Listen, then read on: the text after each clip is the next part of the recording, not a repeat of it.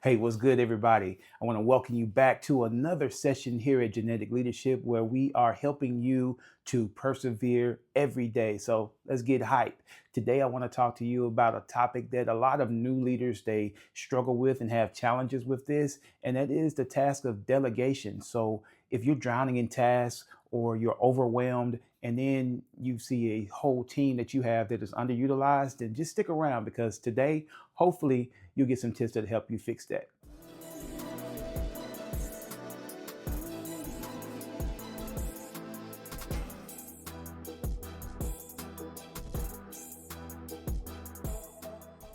My name is Dr. Gene A. White Jr. I'm a leadership coach, higher ed executive, and also the founder of Genetic Endeavors and this channel you see here, Genetic Leadership. And I help stressed and emerging leaders to redesign their leadership DNA so that they can stop second guessing themselves, they can lead with clarity, and also build a legacy that lasts. Now, whether you're running a team, managing a classroom, or starting your own business or running your business, I just want you to know I see you and I'm here to help. Let's go. New leaders, they often fail at delegation because the way they look at it, they see it as just offloading tasks onto others, but that's not the case. You see, delegation, it isn't just about dumping work on others. It's actually about distributing trust and also building leaders, building up your team, showing them that you care, showing them that you trust in their capabilities and their competencies. Now, when we get this wrong, we end up feeling overwhelmed, we end up micromanaging, and also we end up missing out on our team's untapped potential. I remember as a young leader, actually even years into my leadership journey, I struggled with delegation. I often felt that if I handed off a task, that there was this chance that it wouldn't get done right, then I'd spend more time just going back to correct the issue instead of just doing it myself in the first place. Here's the thing. That was a problem.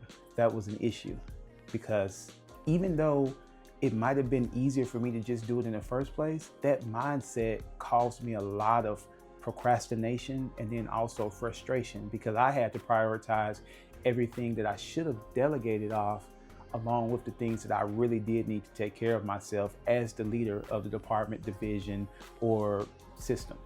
I found myself in a bad place. I was questioning why I even took on the responsibilities myself because I was so overwhelmed, so frustrated, so tired, and I felt like I had a mountain of tasks on a hill that I couldn't even climb.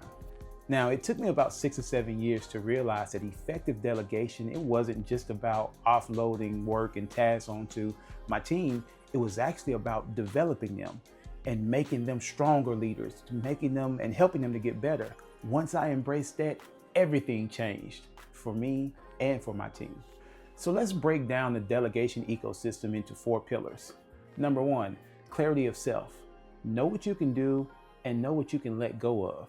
Because if everything is your job, then nothing really is your job.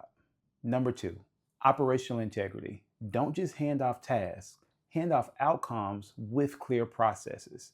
Delegation without systems is chaos.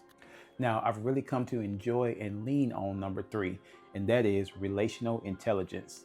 Build trust through your team with delegation and know their strengths and give them the support that they need without hovering over them. And number 4, evolution mindset. Treat delegation as a leadership development tool. Each task that you delegate helps your team member grow. Build feedback loops that help you to coach and not just to correct. Ready to put this into action? Well, here's a quick 3-day challenge that's going to help you to sharpen up your developmental or your delegation skills. Day 1, identify a task that you're holding on to that someone else can easily do. Day 2, create a success snapshot. What is the goal? What does success look like? And what context does your team member need? And then day 3, delegate it. But once you delegate it, then check in, provide the support that your team needs, and then watch as your workload transforms and so does the development of your team's growth. Now remember, delegation isn't a sign of weakness. It is a signal of your leadership strength. So let go, trust your team, and watch how you all rise. Now, if you want to learn more about genetic endeavors, genetic leadership, or the community that we have, then come over and see us at the Pinnacle Circle, where we have a community of leaders just like yourselves, that we don't just talk about leadership, we actually live it out. So I want to invite you, come and join us, come join the conversation, and don't just settle for your potential. Let's reach the pinnacle. Peace.